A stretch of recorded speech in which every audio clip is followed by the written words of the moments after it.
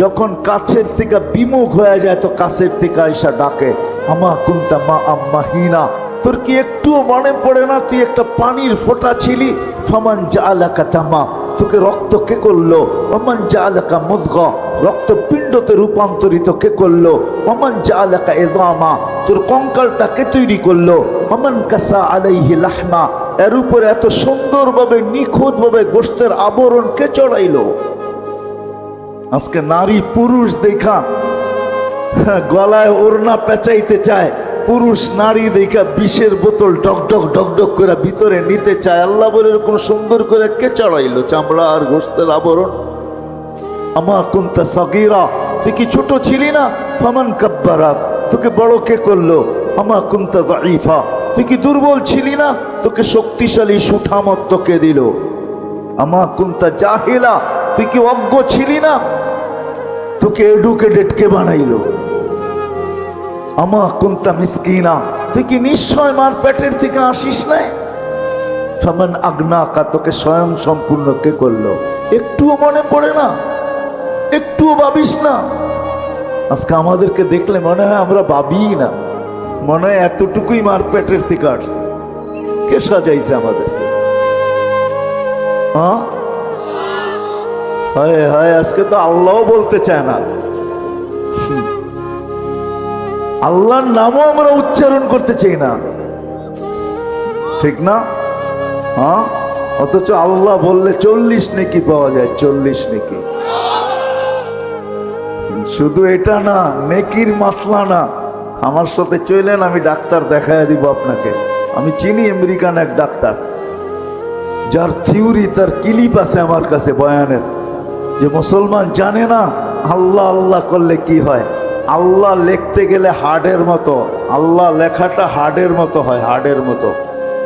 যদি আলিফ বেকা কইরা লেখেন আর হাটা একটু ঘুরাইয়া উঁচা কইরা লেখেন, হার্ড হয়ে যাবে, হার্ড। তো মুসলমান জানে না আল্লাহ আল্লাহ বললে হার্ডের কোনোদিন প্রবলেম হবে না, এটা ধাক্কা লাগে যায় হার্ডে। আল্লাহ আল্লাহ আল্লাহ, মুসলমান জানে না এটা। চলেন আমি দেখাইয়া দিব না, ওই ডাক্তারকে দেখাইয়া দিব, চলেন আমার সাথে আমেরিকাতে। এটা ভাইবেন না যে আমরা শুধু ঢাকা শহরেই ঘুরি, না না, আল্লাহর মেহেরবানি, আল্লাহ বহুত দুনিয়া দেখায়। মুসলমান আল্লাহ বলতে চায় না, রাগ হয়ে যাবেন। ডাক্তারের কাছে সিরিয়াল দিতে ভালোবাসে, সত্য তো। জটিল রোগ হইলে পায়ে ধরতে ভালোবাসে, লম্বা লম্বা ভিজিট দিতে ভালোবাসে, এয়ার অ্যাম্বুলেন্স ডাকাইতে ভালোবাসে, কিন্তু কোরআন নিয়ে একদিনও বুকে চাইপা এই কথা বলতে ভালোবাসে না যে মালিক কোরআনে তো শেফা রাখা আছে, কোরআন শেফা দিয়ে কি করবে? শেফা তো আমার দরকার, তোর কোরআনের শেফা আমার ভিতরে দিয়া দে, আমি কোরআন কিন্তু মহব্বতে বুকে চাইপা ধরলাম। এরকম একজনও একদিন ধরে নাই, ধরছেন? কোরআনে শেফা নাই? হ্যাঁ, ওলামাদেরকে জিজ্ঞেস করেন, 6 জায়গায় লেখা আছে কোরআনে শেফা।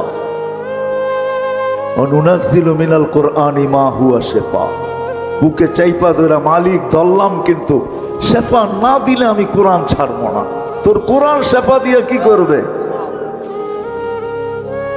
লজিকলি যদি আমার কথা বুঝে না আসে বলেন তো যুক্তি বলে, কিন্তু কোরআন বুকে লাগাইতে চায় না, চুমাও দিতে চায় না।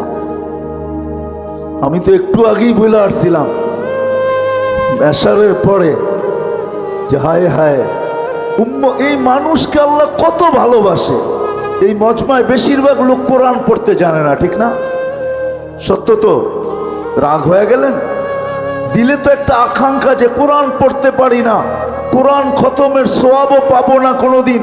তো আল্লাহ কতটুকু ভালোবাসে। আল্লাহ বলে তোর আকাঙ্ক্ষা আমি পুরা করব, তোর আকাঙ্ক্ষাকে আকাঙ্ক্ষা রাখবো না, তোর অনুসূচনাকে অনুসূচনা রাখবো না, এটাকে আমি দূর করব। তো সূরা ইখলাস দিছেন, তুই 3 বার পড়িস, 1 খতম কোরআনের সওয়াব তোর মিলা যাবে। আমার মনে হয় এই মানুষগুলার দিলের দিকে চায় আল্লাহ সূরা ইখলাস দিছেন, নাইলে কোনোদিন দিতেন না। এত বড় সওয়াব দিতেন না যে একবার পড়বে 10 পারা, একবার দুইবার পড়বে 20 পারা, তিনবার পড়বে 30 পারা, যাতে এই লোকগুলার দিলের আকাঙ্ক্ষা না থেকে যায় যে জীবন পার হয়ে গেল, একটা কোরআনের খতম হতো আমার নাই, সওয়াব নাই। আল্লাহ বলে 3 বার পড়, ডেলি যদি 300 বার পড়স তাহলে 100 কোরআন খতমের সওয়াব ডেলি তোর আমল নামায় লাগতে থাকবে।